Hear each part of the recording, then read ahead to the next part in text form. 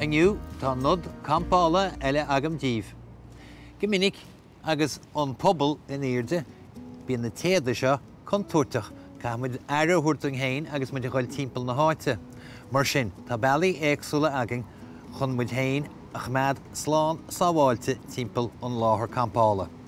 Nis, tham cinnte bhfuil cín acu seo feice agin hána héin, bíonn siad an úsáid agin sa líon snámha.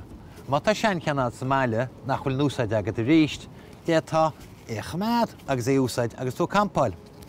Tá muid tréis é dhearú síos an seo, agus ní gádúin sin ach é leanú ar an téad agus an sin feicfear an téad go bea siléir agus ní léon bhhéilán go siúla muid isteach agus go dite muid.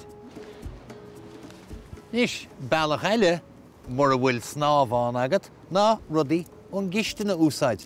Níos féidir scragalstáin úsáid agus ní gádúin ach písa big a áil mar seo agus é stróiche síos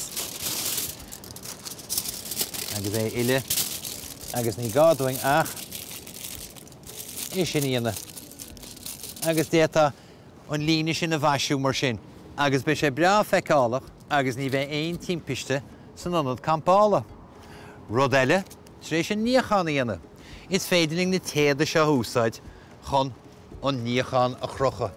Agus ríist feice muid tá na línte bra feicálach agus tá na héadaí a rimú agin mar sin. Nis, ceann eile agam díobh. Lampa gréine go minic iad agin sa máile sa cháirdaoin. Déata mí siad a thugann lingus muid a champáil. Níl gá ach iad a thá isteach an sin ag na pointí timpeall an phubaill agus is títhe lasa siad sús agus cumada siad muid sláán ón na téada. Nodanna iontacha an sin na champáil, ní hamháin iontach ach sláán agus sábháilte chumá.